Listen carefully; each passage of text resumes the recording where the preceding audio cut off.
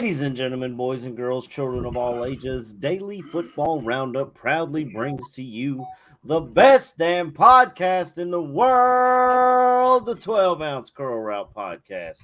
I am your host, Aaron Current. You can find me on Twitter at Aaron Current. My co-host, Kyle, can be found at said app at DF Roundup.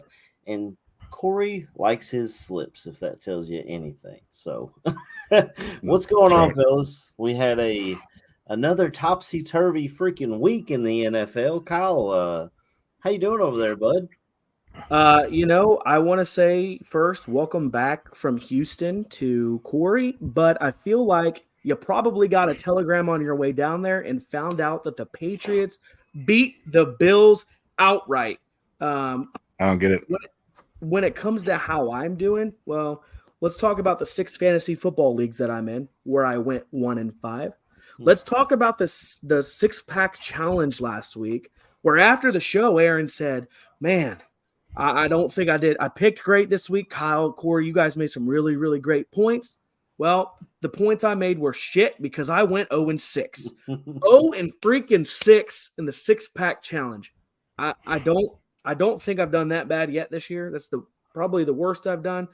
And I said last week, I said, you know what? I know I said I'm never going to bet on the Green Bay Packers game again, but they were either a 1-point dog or it doesn't matter. 1-point dog, 1-point favorite just means that they don't know who's going to win that game.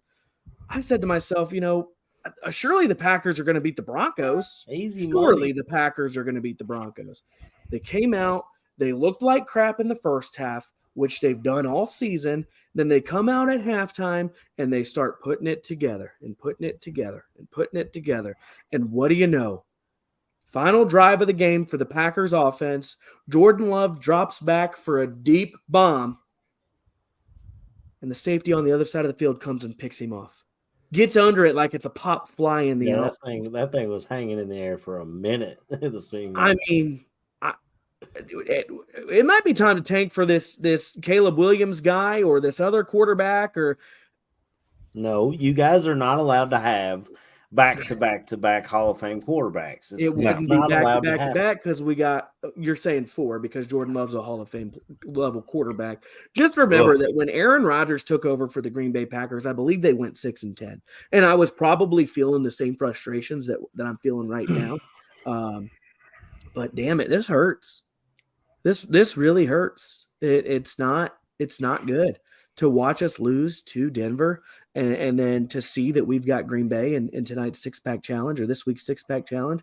I feel like I'm dating and Aaron is the person I'm dating because he's playing with my head right now. Well, you wanted to switch it up, so we went with a big spread and a nail biter. It was a 1-point spread. It's a divisional game, and that's just a little preview. That's what we call a tease in the business.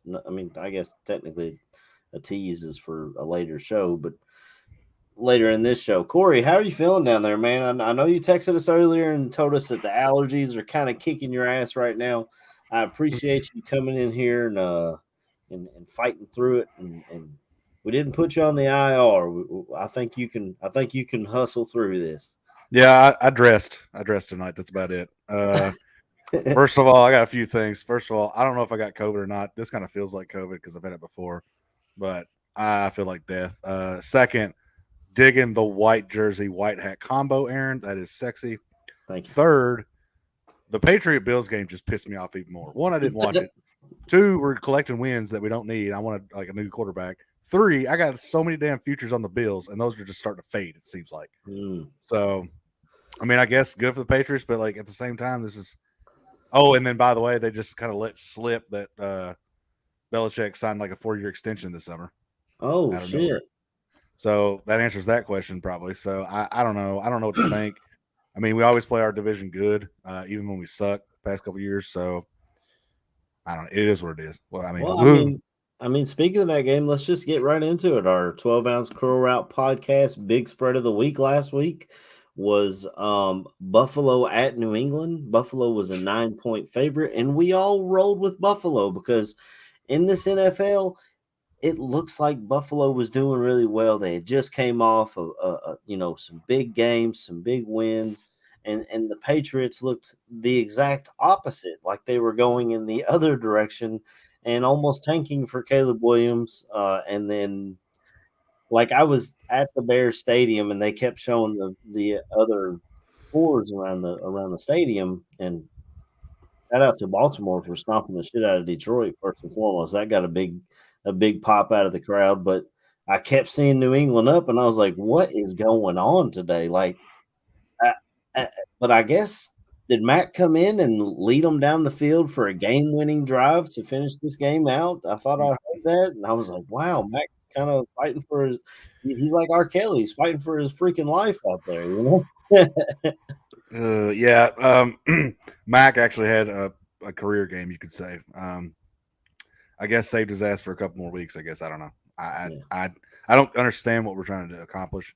I mean, I do at the end of the day think all of them are trying to go out and win. And obviously Belichick doesn't give a shit about a first round quarterback or something like that. But I don't know. I just feel like you should just let this season go. You know, play Spoiler if you want. But I mean, if he had a high draft pick, instead of choosing one of the people we see in mock drafts, you know, Bill Belichick, the way he does it. Like a couple years ago, he grabbed Cole Strange in the first round, who was mocked in the third or fourth round. So that's kind of, I mean, anyone who you saw in the third or fourth round is probably who you would actually see the Patriots draft there. So, I mean, just win as many games as you can, I guess. I will say, like, Cole Strange, I don't know if he was necessarily a first rounder, but he's played great. So woohoo, I guess, for that. But as far as the actual win itself, I mean, it's awesome, I guess. But I guess too, the fact that all the other teams that suck besides Carolina, they all won, I guess. So everybody picked up a win, I guess. Yeah. Like with you with the Bears, like you picked up a win, but you didn't really and Packers. Well, that's true. Kyle, what'd you feel in this game, man? So I'm gonna be brutally honest with you. I love my wife, love her to death, love my kids, love them to death. We went to a pumpkin patch on Sunday, and I thought, you know what? It's good. We're at this pumpkin patch until 3:30, whatever. I can consistently check scores for fantasy and for the NFL. Well, when you go to a pumpkin patch out in the middle of nowhere, Ohio, there's no connectivity. I didn't know the scores of any of the games, until I got into the car at 4:00, and I'm driving us home. It's about a 25-minute drive. I'm not looking at my phone or anything. Some bitch is going 90. But basically, yeah, I'm like Cruella DeVille in that thing, And my 9-year-old son, who's the crusher, he's in our fantasy league. Bless his heart, he's 1-6 now. Aaron just destroyed him. Or Corey. One of you guys just put it to him this week. Poor guy is just his first year in fantasy, and he's just getting 175, 200 points scored against him every week. And he's like, Dad, the Patriots beat the Bills. And I'm like, no, like there's no, you're looking like you're probably on Safari looking up scores from 1992 or something, And I was like, really? He's like, yeah, 25 to, what was it? 25-21, something like that. 25-29. I'm like, wow. And he's like, Dad, the Ravens absolutely destroyed the Lions. I'm like, whoa. It's the NFL is just so. Patch and there was a portal that you didn't know about. I'm living in an alternate universe right now where the Broncos, who get 70 points scored against them, beat my beloved Green Bay Packers, and that's the only thing I can really focus on. But yeah, it was really just. I feel like I say it every week. The NFL is so weird. And it's just a what have you done for me lately type of league. Even when we make these picks and look at things, like, oh, well, this team just crushed this team last week, so let me pick this team in the matchup. Right. Where in all reality, it's the NFL. These are high caliber players. These are the top of the college, the top echelon players, echelon, however you want to say that word. Close. But it's literally any given Sunday that these teams can go off for. I mean, you've got to see 2 Bears wins, Aaron, and I don't think you even thought that was going to happen. But the Broncos, that should have been a win for my team. But as a wise man once said, the cream always rises to the top. Oh yeah, that's a Macho Man. It was probably awful. Anyway, we'll move on. The 12 Ounce Curl Route podcast. nail biter of the week was the Thursday night game, Jacksonville at New Orleans. Jacksonville wins this game 31-24. Myself and Kyle had New Orleans -1. Corey, you picked Jacksonville +1. This is a game that I thought New Orleans could have won. And I even mentioned something about New Orleans voodoo to win the game. I saw a screenshot the next morning when I woke up where it was 3rd and goal. A ball was falling into the tight end's hand. A game-winning touchdown should have been, and somehow he doesn't catch it. So someone must have done some reverse voodoo on the New Orleans Saints. Jacksonville gets the win. Good for them. Corey, can you tell me anything about this one? I mean, it is what it is. I had all the faith in the world for the Jaguars. Alvin Kamara is just amazing. He didn't miss a beat when he missed those 3 weeks. But I definitely thought Jacksonville would win. I think I said by 10, but 7's fine. If you're Jacksonville, these are the games you're supposed to win. So you need to win them after dropping, I think, one really kind of tough one of the Texans. So good win for the Jags, I guess. What about you, Kyle?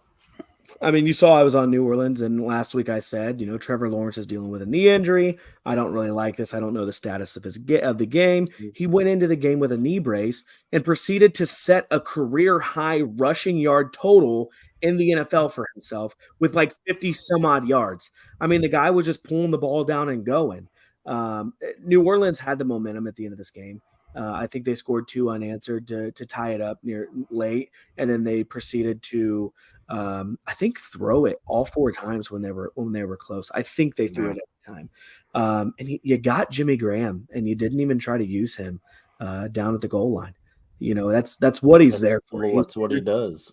Exactly, and we know that. I mean, we've seen him play for our teams. We know what he does, but to not use him, I don't care if he's 35 or 45, because it feels like he's been in the league for a real long time. I think him and Drew Brees came in together. Well, when he showed up, Tyrann Mathieu thought he was there to coach. He didn't even think he was there to play. Yeah. And he had a touchdown a few weeks ago too against the Packers. He did it against the Packers. But I mean, we're talking about a whole different outcome if Foster Moreau catches that touchdown pass. I mean, like I said, New Orleans had the momentum. He catches that. This game's probably going into overtime, and then from there it's a coin flip, to be honest. Because if it would have been 31-31, I don't think anybody thought that really this was going to be that high scoring of a game. But it was. So, we could have been. I could have been 1-5 if Foster Moreau would have hung on. Well, we'll move on. Sunday at 1:00, the Detroit Lions traveled to Baltimore and got shellacked. Baltimore wins this game 38-6, and they were pitching a shutout for most of the game. We all had Detroit +3. I stated the case for them as being a tough physical team who could go on the road and defense travels and blah, blah, blah, blah, blah, and Baltimore just put it to them. Lamar Jackson ran a few times, and the receivers were actually catching the ball. I'm literally going off highlights that I saw because, like I said, I was at Soldier Field while this game was happening, and I don't know if all stadiums are like that, but there is no service in there. And I know when I go to Kentucky games, there's no service in there. I did go to a Cleveland game, and they had their own Wi-Fi that was pretty good. But other than that, most stadiums pretty awful. So I was literally just watching the score, and I saw highlights. Corey, did you watch any of this game? Yeah, I watched all of it. It's amazing what happens when you give Lamar Jackson a couple, receivers and stuff. This was kind of a coming out party for Zay Flowers. Gus Edwards, death taxes, and he's going to run decent for you always. And then he also caught an 80, right? And then he also caught an 80-yard bomb. I don't know what happened as far as Detroit. I don't know if they were trying to get clever in some spots or what. Jared Goff had a rough game. They just couldn't get anything going. I think Detroit's better than this, but maybe they use this loss to inspire something else. Man Campbell. I mean, you had them like one of the top NFC teams last week. I think you even said you had them at the top. I mean, at least the top 3 or top 2. But they're better than this. I don't know what happened. So the Ravens evidently are that good. Yeah. I mean, the Ravens came out and made a statement against Yeah. Detroit last week for sure. So that division right now is starting to heat up really good. They're first. Steelers are actually second. 4-2 the Browns. Steelers. The Browns are third. Yeah, the Browns are third with only 2 losses. So this division is going to be fun to watch. And we're going to have a bunch of, after we just seen 38 points from Baltimore, the next time they play Pittsburgh, it's going to be like 3-7 or something weird like that. So yeah, those teams know each other in that division. Kyle, tell me about this game, bud. This is the same thing that you said, Aaron. I didn't see a lick of this game. I don't even know that I've caught any highlights. I would say that if you put Detroit against Baltimore 50 times at Ford Field and 50 times at Baltimore, what is it? What is 18? I don't know what it is now. Whatever it is, they're all changing. It's a bank, right? Something bank. M&T Bank, I think. Yeah, sure. So you put 50 games at Detroit, 50 games at Baltimore.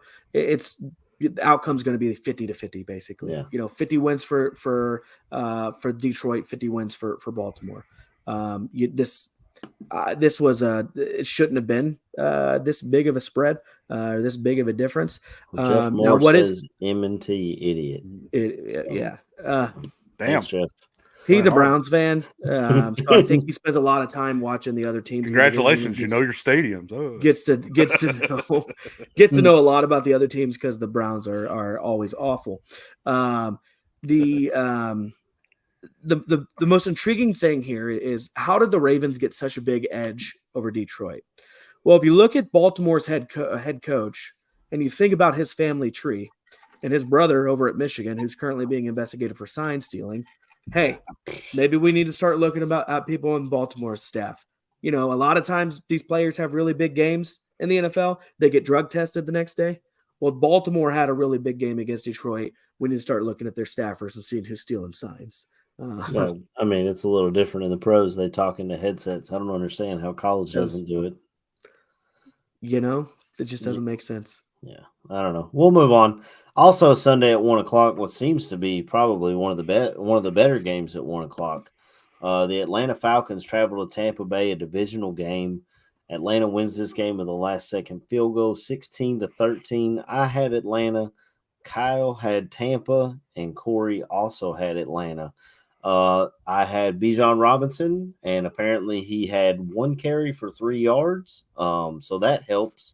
Sorry, Kyle, to bring up fantasy again, but apparently he's good to go now. He was sick. I think he was sick, and I hope he was sick because that was ridiculous. Yeah.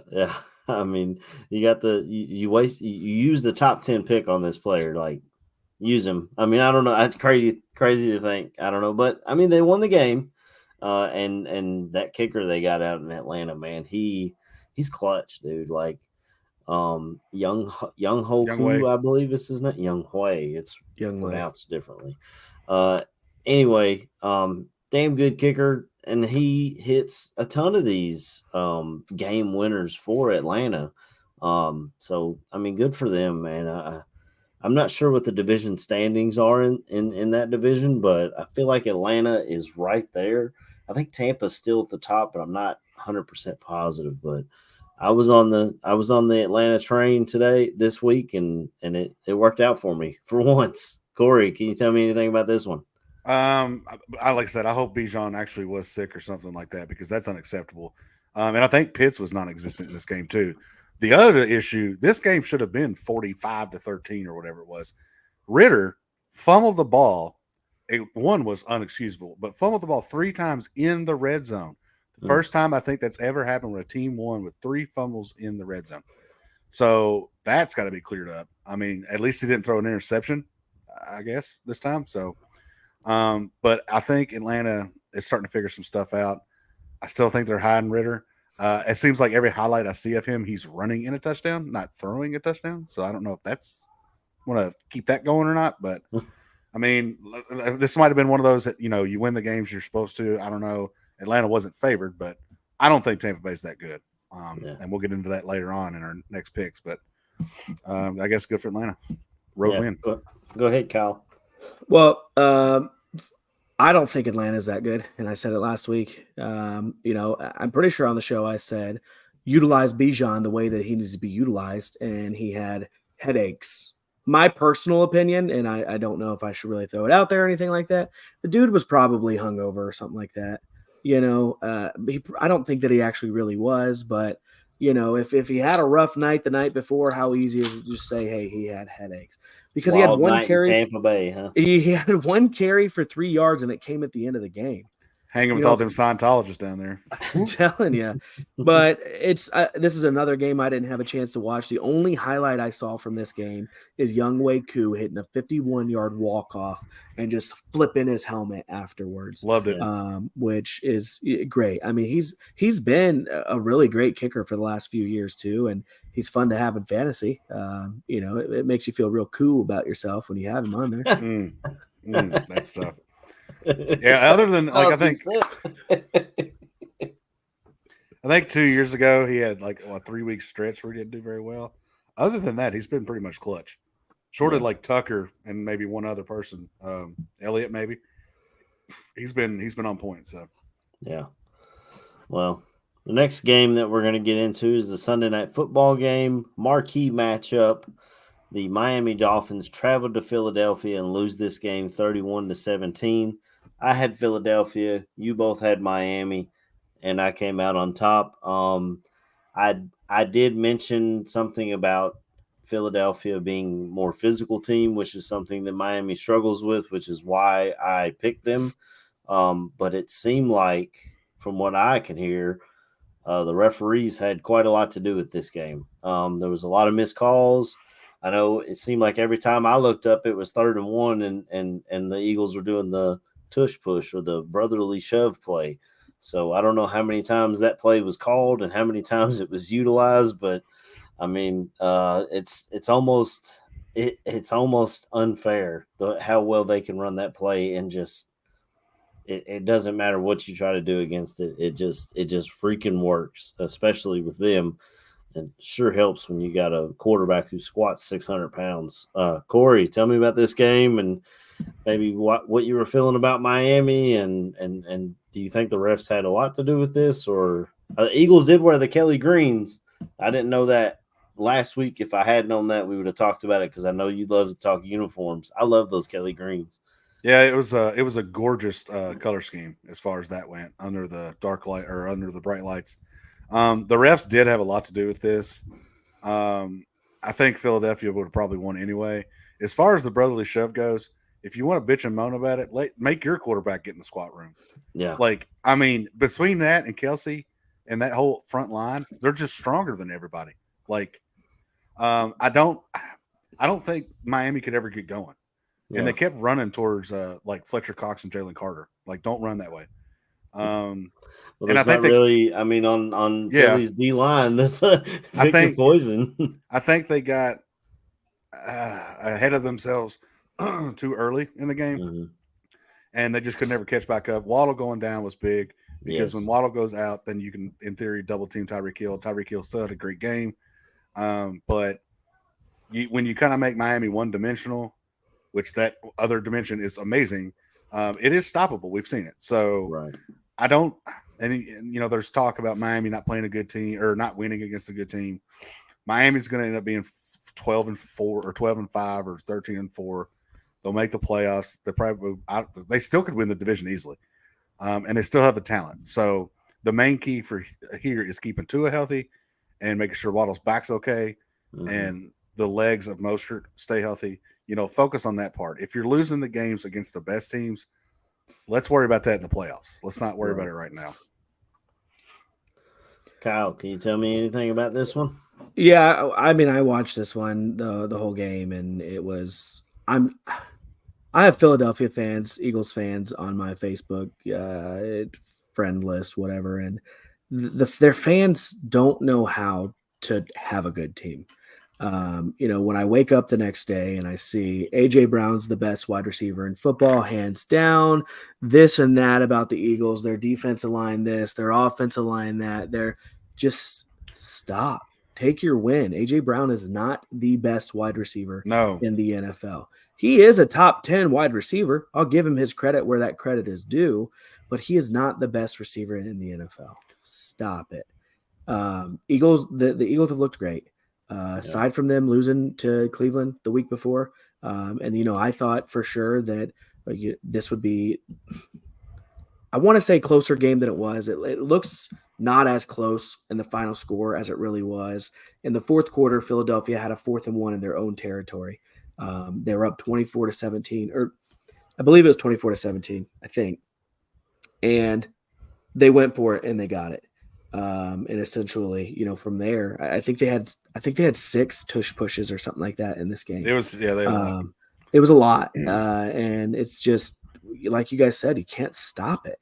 No matter what you do, you just can't. It's unbeatable. They might as well line up every play. The Bears ran it once last week while I was there, and I kind of noticed it while I was there, but I really noticed it when I went back and looked. And Max Crosby just comes over the top to try and stop it. Tyson Bagent just goes, well, instead of going here, I'm going to go right there where he came from, and he picks up like 3 yards. So it's it's a rugby scrum, pretty much. I mean, I do think that they will eventually ban it, and that's going to be for safety. Well, I mean, once you have if Jalen Hurts gets a concussion one of these times, you know what I mean, and he's out 3 or 4 weeks and can't play, then that's on the Eagles. That's on the Eagles. I know, but I'm saying that's when Roger Goodell and those guys will be like, okay, maybe we should take matters into our own hands. I feel like it's going to take an injury of some sort. Yeah, before they make the Giants already lost two starting offensive linemen. They're not worried about the Giants. I thought somebody. The Eagles, the Chiefs. I thought somebody in the Bears and Raiders game got hurt. I thought somebody did get hurt because they had a linebacker that got hurt with an ankle injury, but it wasn't I don't know. I think it would take a head injury before they. That's the Bears. That's the Bears and Raiders, Corey. Right? Exactly. True. 2-win teams. I just think that if let's just say the creators of it. Jason Kelce and Jalen Hurts, if they're all for it, and especially Jason Kelce, he is in the most vulnerable spot of anybody. Right. If he's okay with it, let's keep going. I saw a meme. Somebody gets hurt, they won't do it. That had the Peter Griffin when he fell down the stairs and his arms all backwards and stuff, and it was like Travis Kelce at the bottom of the pile after a push. Travis Kelce or Jason Kelce? Yeah. Jason, that one. Yeah. Big he probably is just all twisted and he just pops right back up. Yeah. Well, we'll move on to our final game of the 6-pack challenge. Monday Night Football. The San Francisco 49ers traveled to Minnesota and they lose this game 22-17. I had Minnesota +7. I didn't expect them to win, but I expected them to cover because they've won lost a lot of close games both ways. They've won and lost a lot of close games. You guys were both riding with San Francisco, looking for a bounce back. And 2 weeks ago, when the San Francisco 49ers, I believe they beat down Dallas, and I said, San Francisco just made a statement that the Super Bowl rolls through San Francisco this year. And they've lost 2 in a row since I said that. So maybe I've cursed this team. I don't know. But Brock Purdy is now dealing with concussion issues. After this game, they didn't notice it until he was on the plane, apparently, which is great, disheartening and worrying with all the steps they've taken to help players not get hurt as much. You didn't notice this until you were flying home. It was just, it's an ugly game. Primetime Kirk didn't show up. I'll let you guys talk a little bit about it, but Jordan Addison went absolutely off in this game. He said, Justin Jefferson, who? Just give me the rock. There's even one play where he literally snatched an interception from a 49ers player and took it to the house, I believe. Corey, what did you feel about this game? Yeah, I got San Francisco and Philly switched up. I thought Philly would be the one that kind of let down and San Francisco would bounce back. I still think that the NFC Championship goes through Levi Stadium for your stadium buffs. I also think too, Kirk looked great. When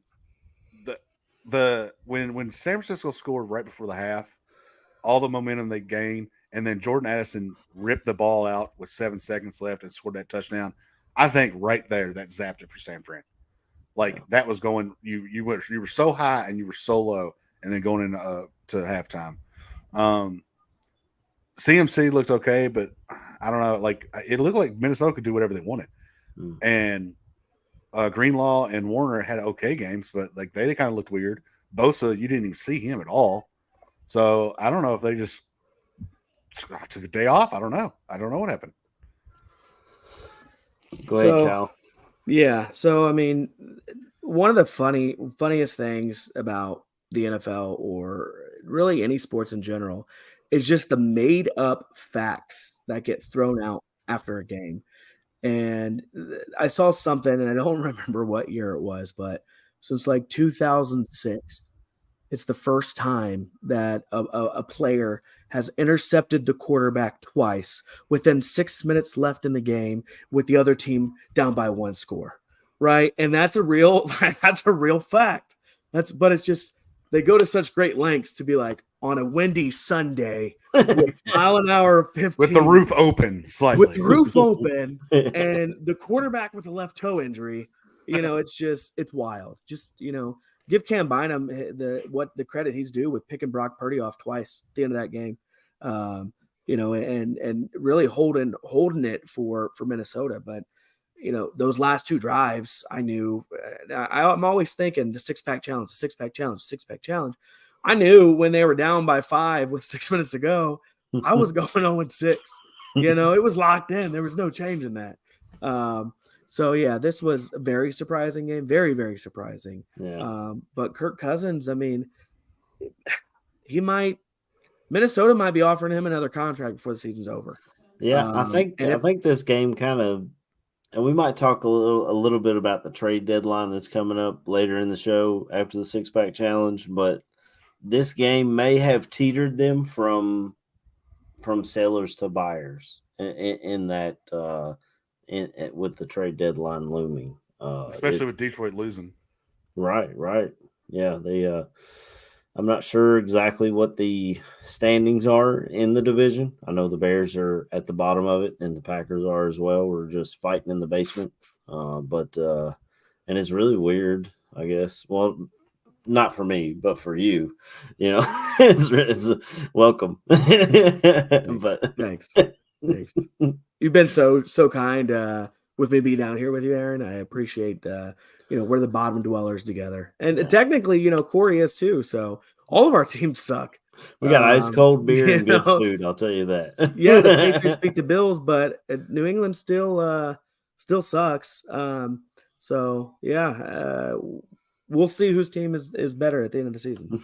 Well, we'll get into this week's game. Speaking of New England, the 12-ounce Curl Route podcast, big spread of the week, New England at Miami. I guess they're just DraftKings is really hammering New England this year.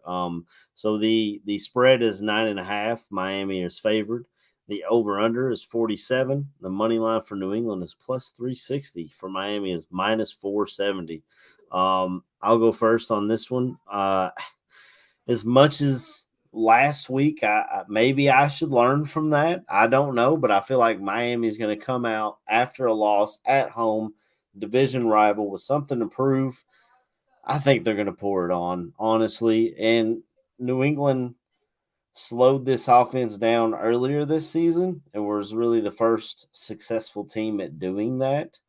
However, this one could be different at Miami. And like I said, just coming off that loss, I think Miami's going to be looking to prove something. Kyle, what are you feeling on this one? I feel like I'm in your same position last week where you're like, oh, you make such great points. I want to switch my pick, yada, yada, yada.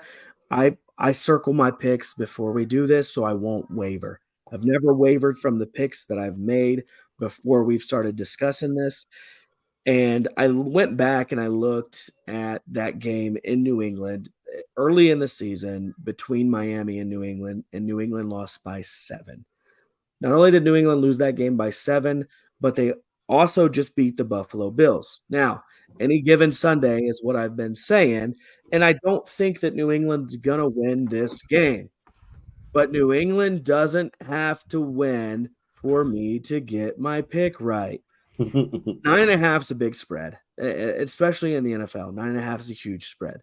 I mean, shit, I took Detroit +3. You could have given me +30 and they still wouldn't have covered that. That's surprising. But 9.5 is a big, big spread. And I think that this game may not be as close during the actual game as it is in the final score.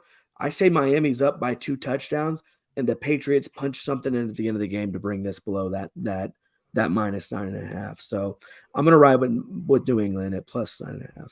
All right, Corey, this is your division. This is your team. Tell me what you're feeling on this one, man.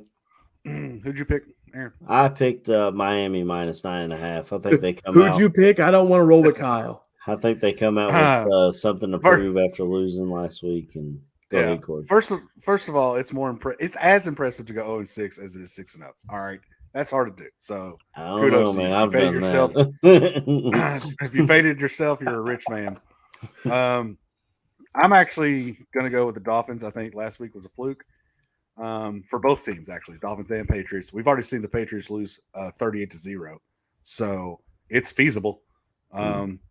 It's in Miami. It may still be hot enough there. Obviously, it's not September heat or anything. I think Miami. New England's New England this year, but Miami has something to prove in the division. So I'm going to take Miami by 10 or 11, which -9.5 is perfect. And Miami's really got a home field advantage down there. They make the opposing bench sit in the sun, and it's just I don't know if New England wears red this weekend or what they're going to do to try and offset that. I would suggest not wearing navy blue. Miami usually likes to wear white at home to try and force a little bit extra home field advantage. See how they. That's why the Cowboys wear white at home inside. It's because it's hot. No, they're in a dome. That's well, they open it. They can open that's true. They do, yeah. But no, I don't know why Dallas does that, to be honest. Well, I've always been told, and I know we're going off on a tangent here, but I've always been told that like Cowboys that wore the white hat were like the sheriff. That one window they have by the Pepsi sign. They got a window. I think Corey's on a delay. I don't know what's going on. We'll move on to the next game. The 12-ounce Curl Route podcast nail biter. There's a window where the Pepsi sign is. Yeah.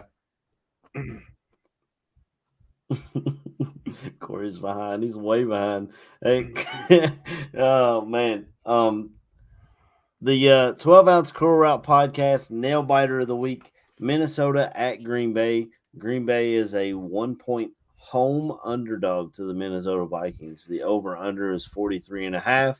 The money line for Minnesota is -115. For Green Bay is -105. I'll go first. I think Minnesota goes to Green Bay and they beat the Packers. I'm sorry, Kyle. I can't trust the Packers, and I thought this would happen earlier in the season. I thought the Bears would beat the Packers, but they obviously didn't.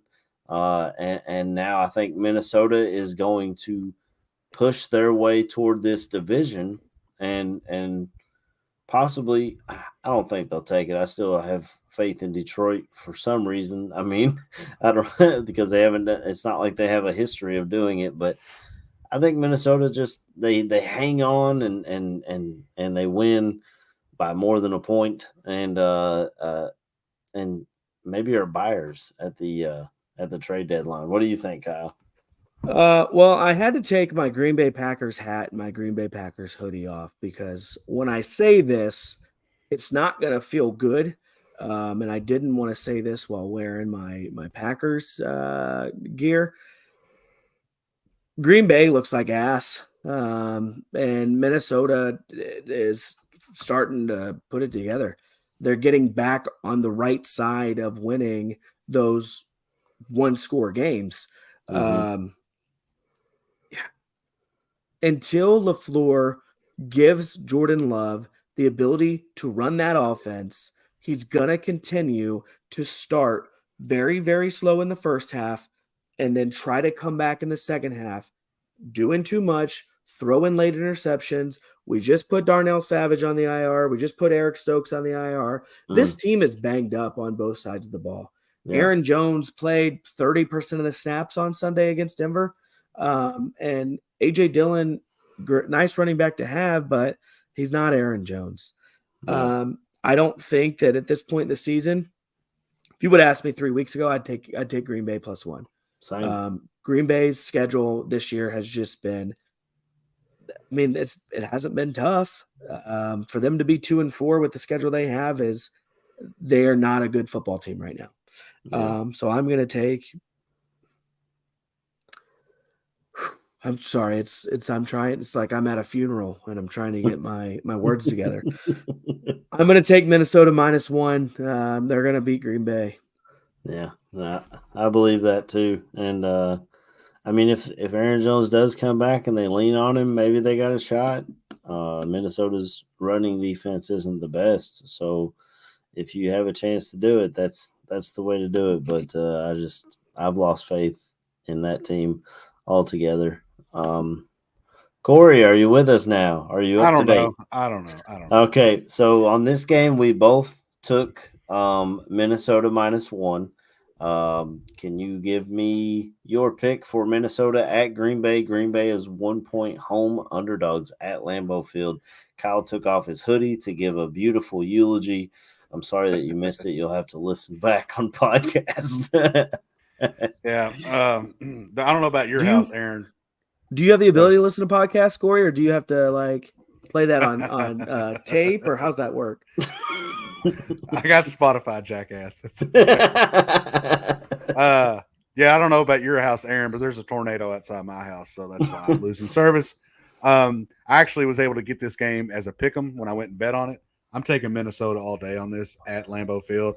I think it's a 1:00 game too, so you don't get that, at night at Lambeau, a little chillier and stuff like that. So taking Minnesota to win outright. Yeah. Our next game is also at 1:00. Sunday at 1 p.m., the Philadelphia Eagles travel to, I believe it's FedEx Field. I'm sorry if that's wrong. It's Washington. Washington is 6.5-point home underdogs. The over-under is 43.5. The money line for Philly is -298. For Washington is +240.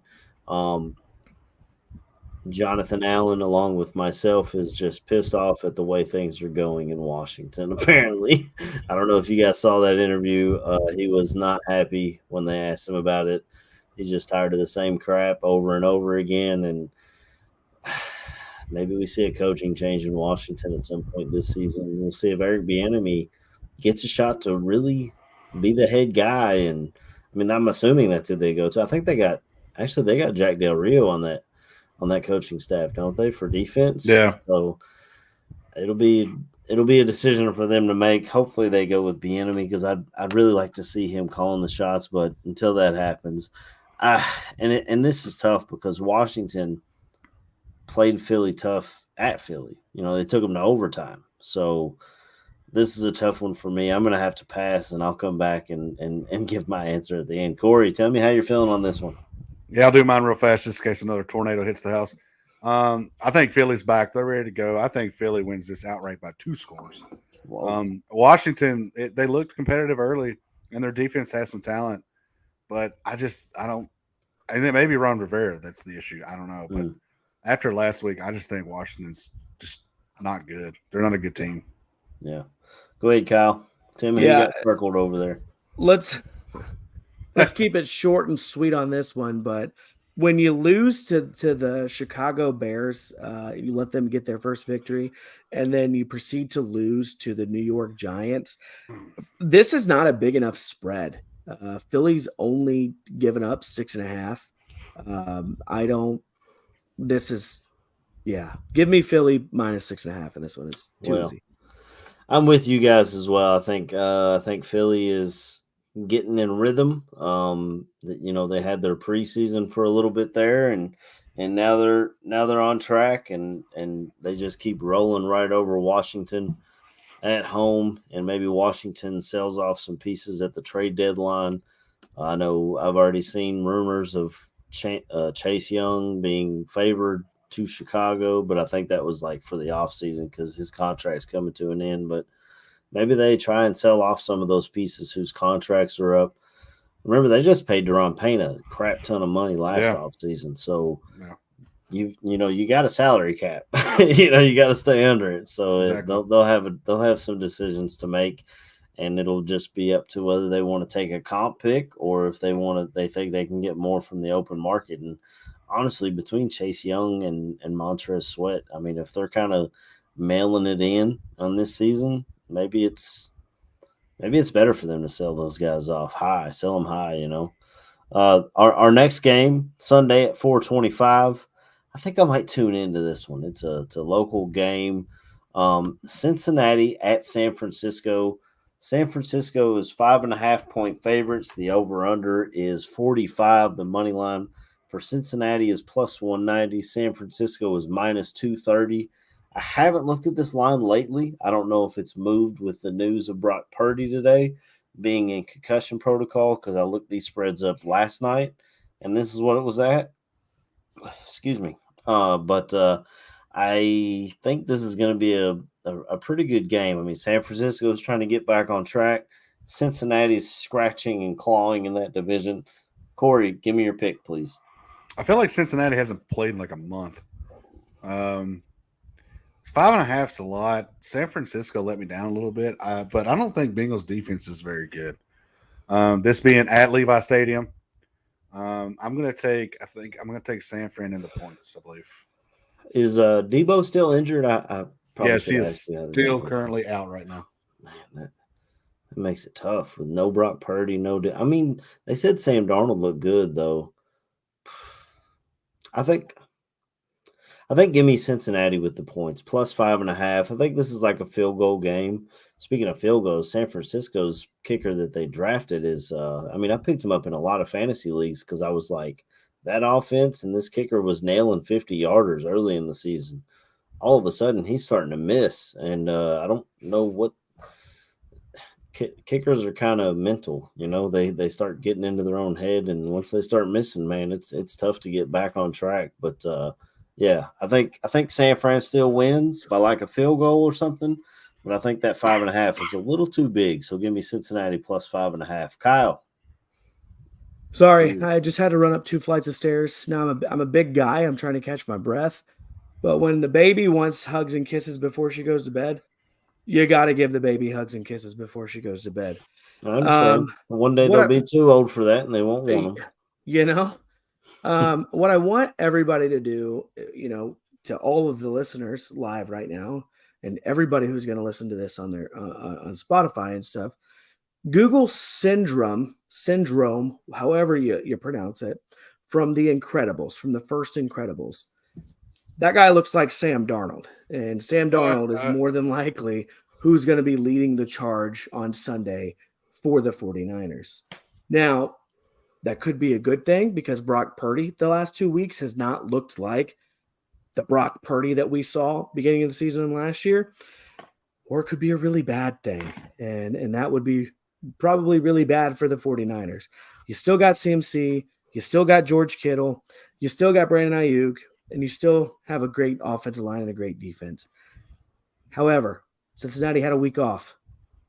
Cincinnati is traveling to San Francisco, all well and good, and they've got a Joe Burrow who's getting healthier.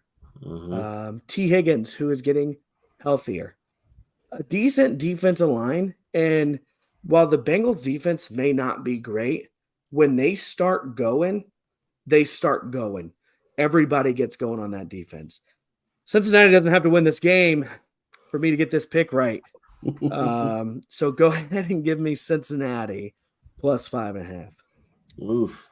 Are we have we been on track the whole way? No, you picked New England in the first game, so we'll at least have one game separate this week, Kyle. Sunday at 4:25. Threw this one in just because it was an afternoon game and it's a divisional game. And Kansas City at Denver. Denver is an 8-point home underdog. The over/under is 46. Money line for Kansas City is minus 360. For Denver is plus 285. Have not heard yet if Taylor Swift will be in the building in Denver or not. I'm sure they'll let us know several times throughout the game if we don't know right now. But I think Kansas City is gunning for another big playoff push. The AFC 1 seed. This is a divisional game. Denver, even though they beat your Packers, Kyle, they do not look good. They look like a bad team. I thought they were tanking for a quarterback, but I don't know exactly what they're doing. Winning games, it's a crazy world in the NFL. Give me Kansas City -8. I think it's a blowout, honestly.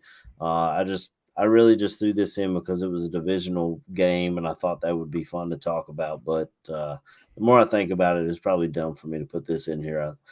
Corey, tell me about this one. All right. First of all, Taylor Swift and Travis Kelce have been dating way longer than the press or the media knows, because that handshake that her and Brittany did together, that took a long time to learn. And what if Sierra's in the other box beside him? Did you guys see Lance Bass at a Rams game had a sign that said "Not Taylor Swift"? I did not see that. No. Denver's trash. I'm gonna take Kansas City by 14 at least. I think Kansas City's starting to get all their shit together. They're on a roll. So I'm gonna take Kansas City. Kyle, give me a pick, brother.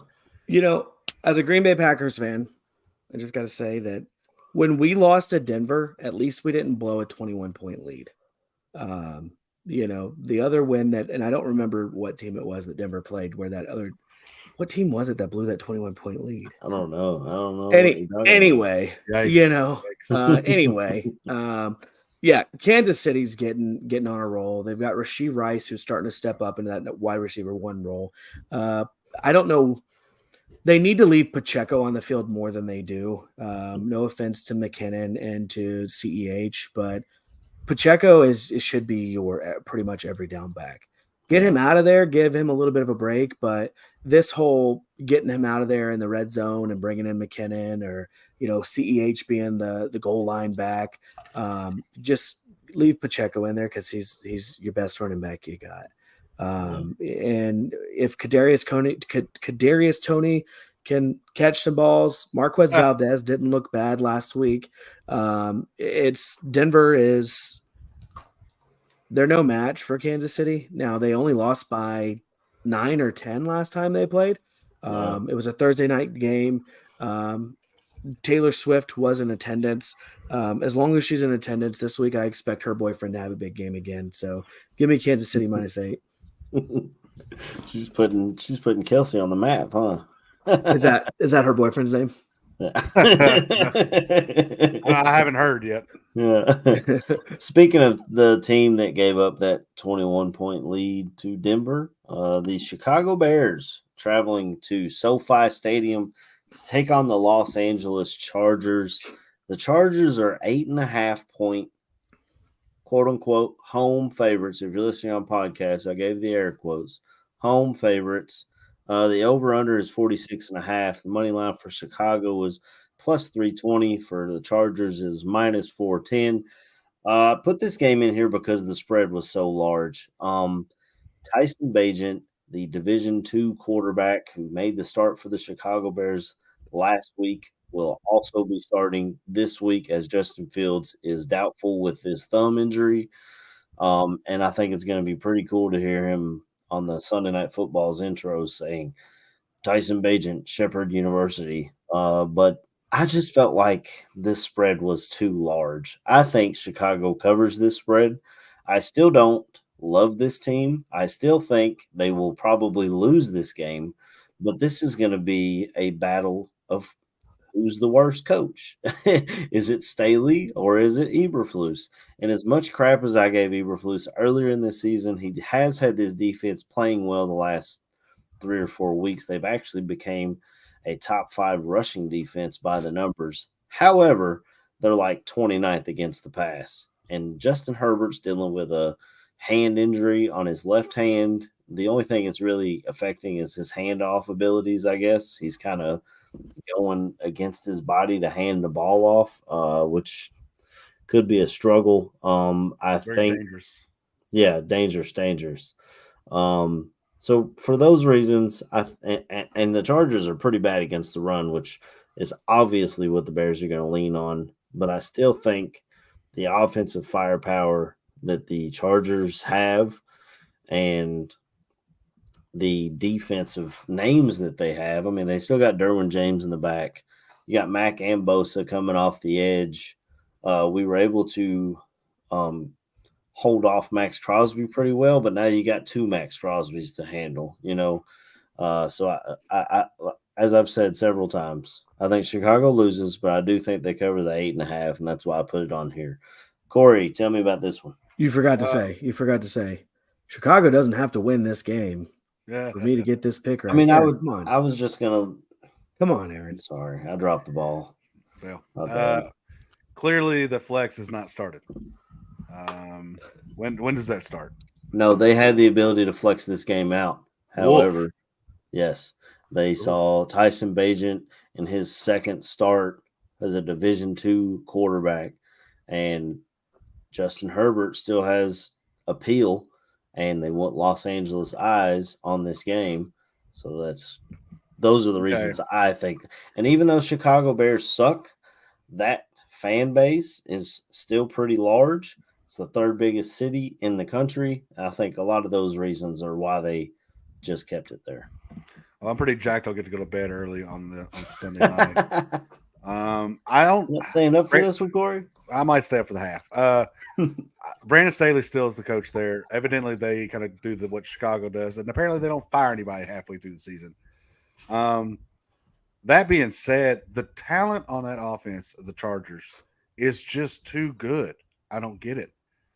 I don't think -8.5 is too big. I'm going to actually pick the Chargers and the points. All right, Kyle. So I like to go on long tangents, and I'm going to go on a long tangent on this one. They need to get Tyson Bagent's dad into the box to call games.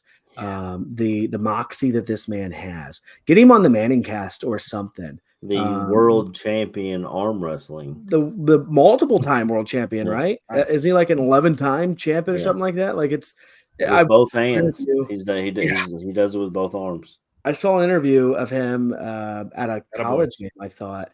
And he was just this poor, I don't know who the ESPN analyst was, or even if it was ESPN, but this poor man was just being like belittled, not really belittled, but like was being, ridiculed by Tyson Bagent's dad.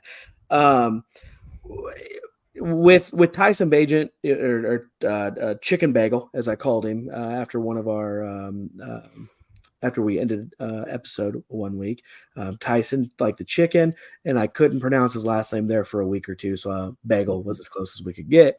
We haven't really seen a lot out of him. I did see last week where he threw for 162 yards, and Deontay Foreman, if you go back to 2022, you'll see that he had a really big game for Carolina where he had two really big games where he had a lot of touchdowns. I did my homework on this game because, Chicago has put together a few wins while the Chargers have just been not charging. And I was like, hey, I want to really specifically look at their defense. I know what their offenses look like with the quarterbacks that they have is that Chicago is going to be a more run-heavy, run-first type of offense, where the Chargers are going to be, with Justin Herbert, they're going to be more pass-heavy, in my opinion. As much as they could turn around and give the ball to Eckler, I think they're going to tend to go to the air first. Chicago, I think you said it, Aaron. Chicago has a top 5 defense against the run, but they're 29th against the pass. On the opposite side of the field, the Chargers are dead last against the pass. They're 32 against the pass. Wow. But they're number 11 against the rush. So their rushing defense scripts better for this, where Chicago's pass defense just isn't great.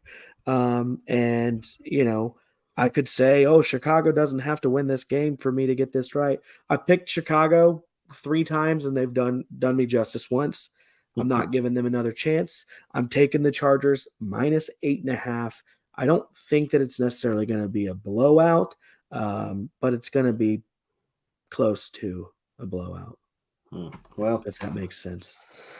I got you. So you got Chargers covering the 8.5.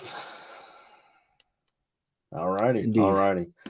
I didn't have anything loaded up for this. I kind of threw it at you guys last second, but I've heard some names and the trade deadline for anyone wondering. The witching hour for the trade deadline is on Halloween, October 31st. So by the time we come back on here next week, we might see some guys in other places.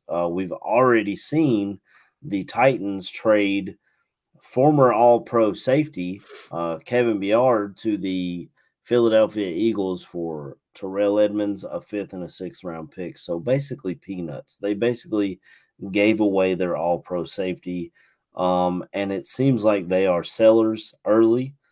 Will Levis is getting his first start this Sunday. So I probably will be tuning in because my son plays with the Titans in middle school, so he always asks me how the Titans are doing. And with the Bears playing a Sunday night, hey, let's check it out and see how Will Levis looks. I mean, unfortunately, he's in a bad situation in Tennessee, who, as I just said, looks like they're selling. I think Derrick Henry's going to be on the move. In my opinion, the smart play for the Buffalo Bills would be to make that move to bring in Derrick Henry to help out, not make Josh Allen play hero ball.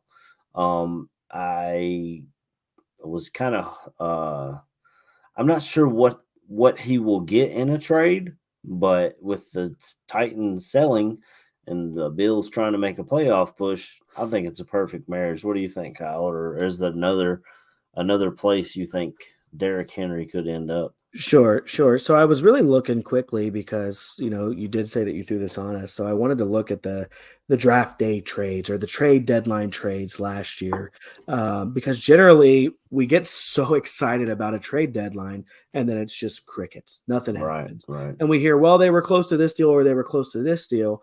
I think the trade deadline, at least from NFL.com that I have pulled up right now, Roquan Smith was traded. TJ Mhm. Hawkinson was traded. Chase Claypool was traded. William Jackson was traded. Bradley Chubb was traded. Calvin Ridley was traded. Jeff Wilson Jr. was traded. Jacob Martin was traded. Naheem Hines and Zach Moss were traded. Rashad Fenton and Dean Marlowe were all traded last year, and multiple moves that happened on or around the trade deadline last year. It's funny. I thought you were going to take the words right out of my mouth because Derrick Henry is the biggest name probably on, up for grabs. And there's multiple wide receivers, I guess, that are being discussed too. If I could describe a perfect fit for not only Derrick Henry, but for a wide receiver on that team in the name of DeAndre Hopkins, who signed, I think he signed a 2-year contract, I believe, with the Titans. Was it 2 or was it a I, 1-year deal? I, Thought it I was can't one. remember exactly. They put like 3 void years on the back. Gotcha. So Okay. that may be a hang up in trade talks. But where I would say that it makes the most sense is an offense that has an MVP caliber quarterback who played last week against a very good Detroit Lions team. But you add Derrick Henry to that backfield Mm. and DeAndre Hopkins to that wide receiver room. Now, I don't know that that would necessarily happen where they bring in both of those guys. But could you imagine Lamar, Derrick Henry, Derrick Henry in D that Hop, backfield. Zay Flowers, Odell, if Odell can get it back together, Rashad Bateman and Mark Andrews, you're going to have Derrick Henry for 3 or 4 weeks. But once you get him to Baltimore and he gets that training staff and strength and conditioning, he's going to be hurt in a few weeks because that's what happens in Baltimore. Same thing for San Francisco.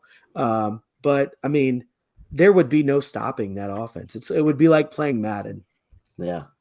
So Corey, when you popped out, I mentioned Derrick Henry going to Buffalo, which I think would be a good fit for him. It would help Josh Allen not have to play hero ball as much, and Kyle just mentioned him to Baltimore. Do you think Derrick Henry stays put, or do you think you have an idea where you think?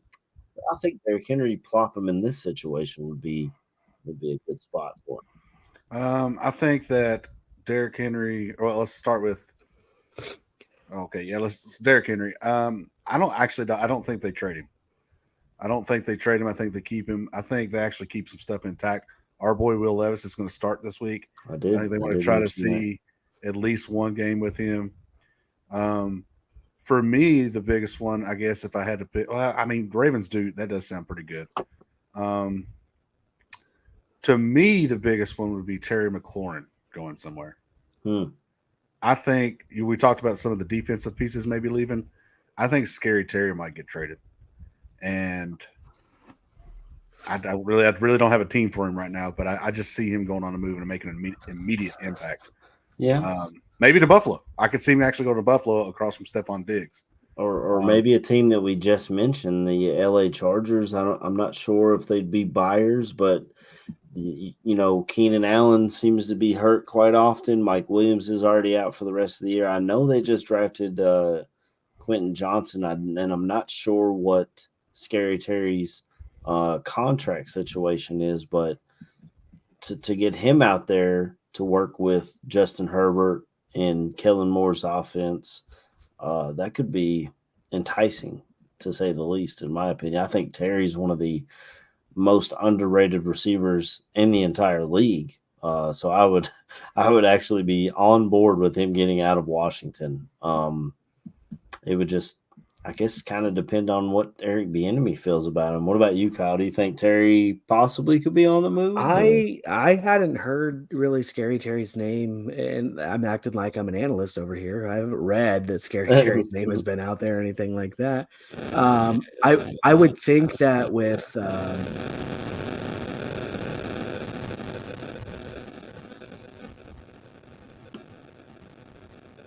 are you getting feedback, Corey, at all? Yeah. Can you mute your mic real quick? Corey's just having a shit show of a He night, is I'll having tell a ya. day. So your mic was pushing some buzz into everybody's ear.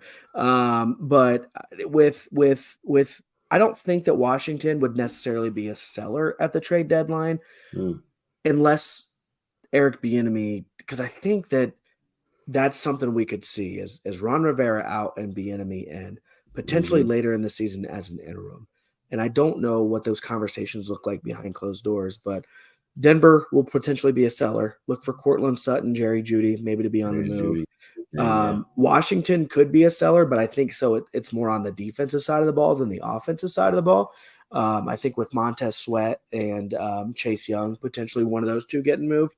Right. I think you could see potentially the Giants making some moves. I know Saquon said that he didn't want to get traded, but I feel like we talked about this just a few days ago, but it was 8, 9, 10 weeks ago when we were talking about, hey, Saquon Barkley could be traded at the deadline, or this guy or that guy. The Vikings could be buyers at the deadline instead of sellers. Yeah. There's multiple teams that are just sitting down at the bottom. I know the Panthers are looking to get a restock of their draft capital. And what better way to do that than to trade away Brian Burns? They said they wouldn't trade him away, but they also said they would never trade away DJ Moore. That's why the Crusher has a DJ Moore jersey. Yeah. CMC got traded. We decided to get him DJ Moore.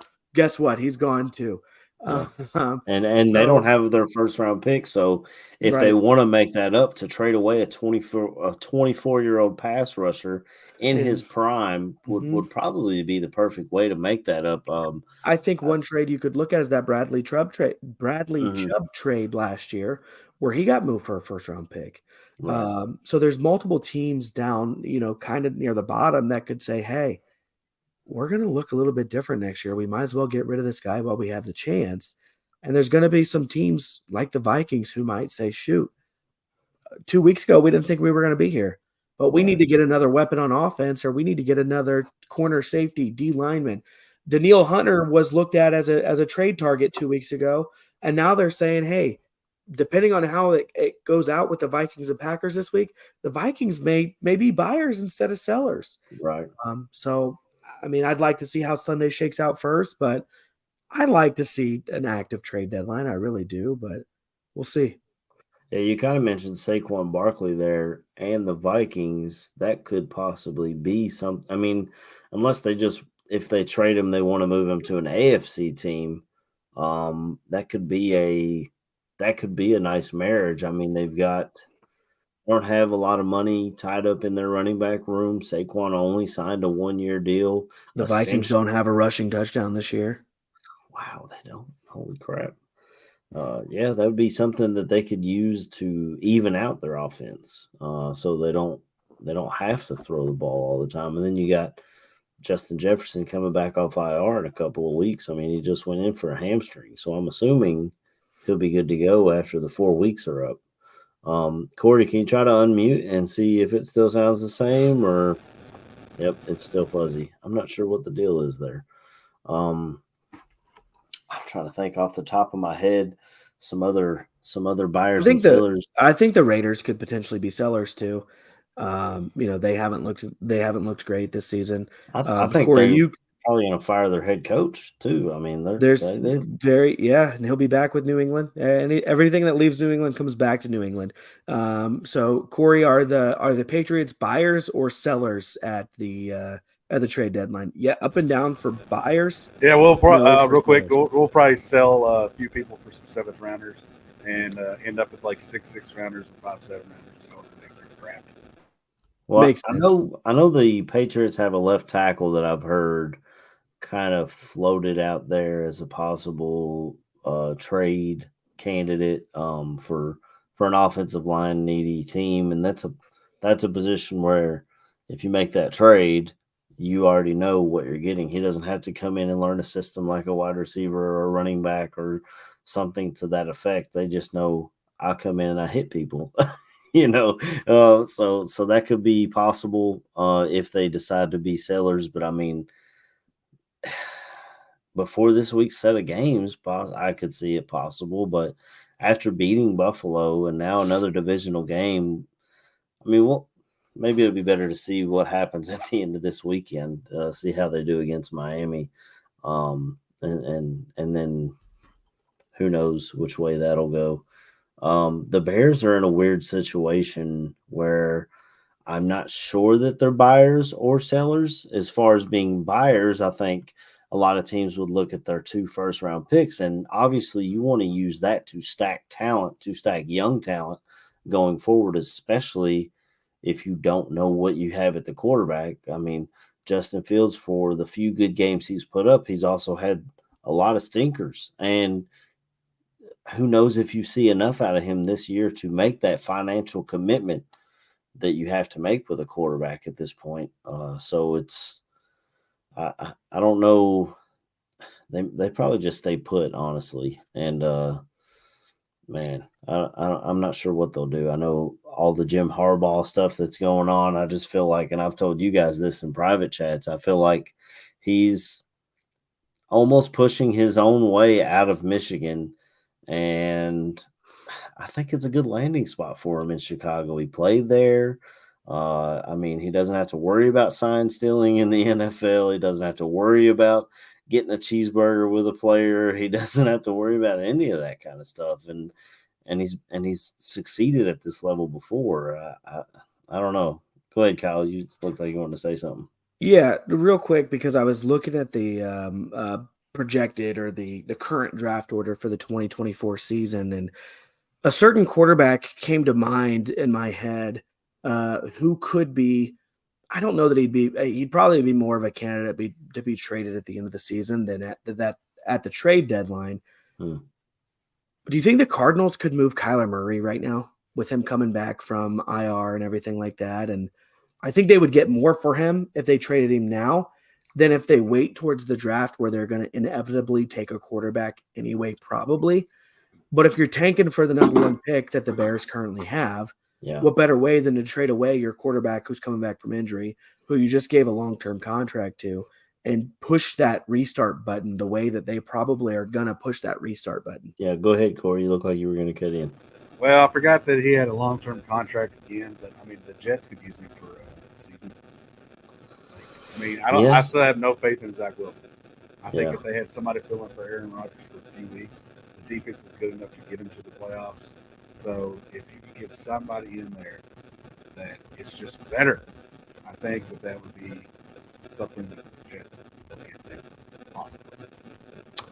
Yeah, I'm not sure. I haven't heard much about the Jets, whether they're buyers or sellers at the trade deadline, but definitely quarterback is a position that's always kind of.